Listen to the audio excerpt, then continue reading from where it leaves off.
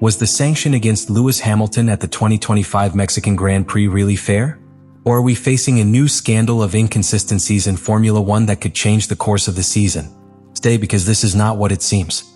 This weekend represented something symbolic for Hamilton.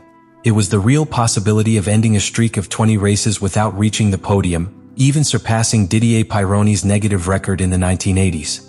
On a psychological level, breaking that bad streak would not only have represented a personal relief, but a tangible validation of his decision to leave Mercedes to start a new era with Ferrari. Had he achieved that podium, the media discourse about his performance in 2025 would have changed completely. And yet, what was at stake was not just Hamilton's individual result. Ferrari arrived at the Mexican GP with the aim of consolidating itself as the main challenger to McLaren and Red Bull in the Constructors' Championship. While McLaren seemed to have the technical lead after its strong start to the season, Ferrari was betting on its top speed on the straight and on more aggressive management of the brake temperature, which is crucial at the Mexican altitude to make the difference. This entire scenario took place under a tense atmosphere, with the media openly questioning the FIA's lack of consistency in applying sanctions. The general feeling was one of arbitrariness, especially after several inconsequential incidents in previous races. This climate of regulatory uncertainty meant that each maneuver on the track had greater weight, and the margin of tolerance for error both in driving and in the steward's judgment was dangerously thin. This is how the race in Mexico began, with Hamilton motivated, aggressive, and with a perfect reading of what was required to position himself in the fight for the podium. But also with a grid on the brink of chaos, a regulation under question, and a latent pressure that would explode just 6 laps later. Lap 6 of the 2025 Mexican Grand Prix will be recorded as one of the most controversial moments of the year, and not only because of the punishment itself, but because of what it represents for regulatory coherence in Formula One. Up to that point, the race was meeting all expectations. Intense, technical, full of extreme maneuvers between several direct protagonists of the championship. But it was that maneuver between Lewis Hamilton and Max Verstappen that caused a media storm, later fueled by the cold resolution of the stewards. According to the official FIA document, the so-called Document 36 issued on October 26, 2025, the events were as follows. Car number 44, driven by Hamilton, blocked its brakes upon reaching turn 4, left the track and used the grass to rejoin in the direction of turn 5. At first glance, it seems like an unimportant off-track, something we have seen dozens of times on this circuit. However, the key to the sanction was not in how, but in when and how much. The stewards declared that Hamilton did not follow the race director's designated escape route to the yellow line because his entry speed was too high to safely execute that maneuver. This recognition is important. They are saying that there was no viable way to go down the regulatory path. But despite accepting this physical and technical limitation, they applied the sanction, arguing that the driver gained a lasting advantage by emerging ahead of Verstappen without returning the position. This concept of durable advantage has been a constant source of debate in modern F1.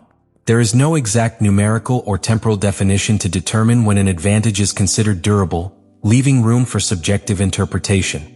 In this case, what the FIA sanctions is that Hamilton went outside, avoided a possible loss of position, and maintained his position ahead of the number 1 car. It did not matter that the maneuver was the result of an extreme situation, nor that Verstappen was attacking him with an aggressiveness bordering on what was allowed. And this is where the controversy arises. The same race had shown multiple similar situations in the first laps. Verstappen cut turn 3 to avoid contact and rejoined without losing position. Leclerc did the same in the first corner, cutting across the grass and maintaining his place on the track. Neither of them were penalized. Verstappen even returned his position by his own decision, not by order of the stewards. But Hamilton, in a maneuver resulting from an error under pressure, receives the most severe punishment. The final decision not only altered the result of the Mexican Grand Prix, it also opened a new front in the discussion about transparency and uniformity in the application of regulations. Because if the FIA recognizes that Hamilton was not physically fit to follow the correct path, but penalizes him anyway, what message is it sending to the rest of the grid? Once again, the Formula One regulations were not broken, but bent. And when you bend it based on context, but without consistency between drivers and situations, the result is a sport that no longer seems fair. From the first lap of the Grand Prix, the alarm signals began to sound. 4 cars arrived parallel to the first corner. Norris, Leclerc, Hamilton, and Verstappen. What should have been a clean stop turned into calculated chaos. Both Leclerc and Verstappen were forced to leave the track, cutting through the grass and gravel area to avoid further contact. Both returned without losing position. No investigation. No instructions to return the position. Absolute silence from the race direction. But the most flagrant case was that of Leclerc. At the apex of Turn 1, Hamilton had already completed the overtake. And yet, the Monegasque, after going out, rejoined at the front, maintaining second place. That action was exactly the type of maneuver for which Hamilton would later be penalized. The difference is that, in Charles's case, there was no analysis, no penalty, no warning. What for one was a non-punishable driving error, for another became a strategic foul that altered the outcome of the race.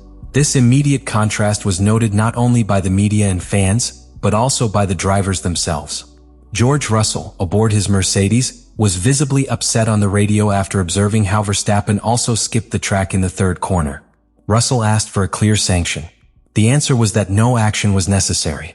However, Verstappen, anticipating a possible penalty, voluntarily returned his position to Hamilton, a maneuver that showed his fear of being sanctioned. Something that ultimately did not happen. Here a scenario is generated where the drivers seem to be playing not only against their rivals, but against a structure of rules that is interpreted with changing criteria. Consistency, one of the fundamental pillars for any sporting regulations to be perceived as fair, completely disappeared in the development of these first laps. Hamilton's case is even more serious when one considers that his mistake did not allow him to gain ground, but simply not lose it. He didn't pass anyone. He did not win a position. He only kept his after avoiding an imminent collision. On the other hand, other drivers did use their track starts to consolidate positions that did not belong to them at that time. And yet they were exempt from punishment. The 10-second penalty imposed on Lewis Hamilton at the 2025 Mexican Grand Prix was not simply another penalty on the timesheet. Let's start with Hamilton. The punishment cost him a podium that seemed within reach, possibly his first with Ferrari in his debut campaign, after a series of performances in which he had shown progress, but no results. This final 8th place does not reflect either his race pace or the quality of his performance under pressure. The most serious thing is that this blow was not just numerical in points, it was emotional. Lewis not only lost positions, lost a narrative. That narrative of redemption, of re-emerging as a dominant figure in a legendary team after leaving a closed stage at Mercedes. That story that the media expected, that the fans wanted to see, and that he himself pursued with determination. For Hamilton, this also represents a symbolic setback. After multiple weekends of technical work and adjustment to the SF25, the British driver had begun to talk openly about feeling more comfortable with the car, understanding its limit, its breaking point, its response in the middle corner. From Ferrari's side, the blow was double. First, in sporting terms. The team had built one of its strongest weekends of the year. Clean qualifying, clear strategy, competitive race pace. Both cars were in a position to fight for the podium, and in a scenario where Red Bull had ups and downs, it was a crucial opportunity to score important points in the Constructors' Championship. Hamilton's penalty ruined that plan. It relegated him to a position that did not reflect his true performance and reduced the team's points haul, in a battle for second place in Constructors where every unit counts. What happened in Mexico has already generated a wave of pressure between teams, media and former sports figures who are demanding an urgent restructuring. The most discussed proposal in the paddock is the need to create an independent review committee, which would oversee particularly controversial race decisions and which could standardize criteria with greater clarity and public documentation. The idea is not new, but has so far been rejected by the FIA on the grounds that adequate internal procedures already exist. Procedures that, in view of what happened, do not seem to be sufficient. The possibility of introducing a mandatory visual reference system has also been raised. That is, each sanction is accompanied by an approved video clip with an official public explanation, to show exactly what rule was applied, how and why.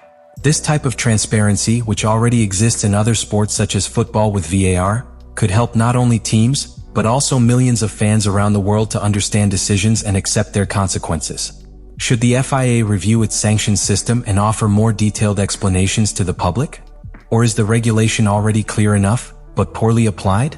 Let me know in the comments what you think about all this.